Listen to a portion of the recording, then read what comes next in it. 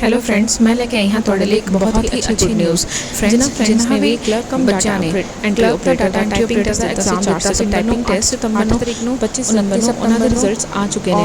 ਤੁਸੀਂ 8 ਸਤੰਬਰ ਦੇ ਵਿੱਚ ਗਵਰਨਮੈਂਟ ਦੀ ਵੈਬਸਾਈਟ ਤੇ PTSP ਦੀ ਵੈਬਸਾਈਟ ਉੱਪਰ ਜਾ ਕੇ ਆਪਣਾ ਰਿਜ਼ਲਟ ਚੈੱਕ ਕਰ ਸਕਦੇ ਹੋ ਅਤੇ SSB ਕਾਉਂਸਲਿੰਗ ਸ਼ਡਿਊਲ ਦੇਖ ਸਕਦੇ ਹੋ। ਪੇਜ ਤੇ ਜਾ ਕੇ ਆਪਣਾ ਰਿਜ਼ਲਟ ਚੈੱਕ ਕਰ ਸਕਦੇ ਹੋ। ਕੰਗ੍ਰੈਚੁਲੇਸ਼ਨ ਵੱਲੋਂ ਸਾਰਿਆਂ ਨੂੰ ਬੈਸਟ ਆਫ ਲੱਕ। ਅਪਡੇਟਸ ਔਰ ਜਾਣਕਾਰੀਆਂ ਲਈ ਲਾਈਕ ਸ਼ੇਅਰ ਮੇਰਾ ਪੇਜ ਸਰਕਾਰੀ ਨੌਕਰੀਆਂ ਤੇ YouTube ਤੇ Instagram ਤੇ। ਮੈਂ ਇਸ ਤਰ੍ਹਾਂ ਦੀ ਹੋਰ ढेर सारिया अपडेट्स लेके तुहाडे लिए हर रोज़ हाजिर होवांगी। Thank you.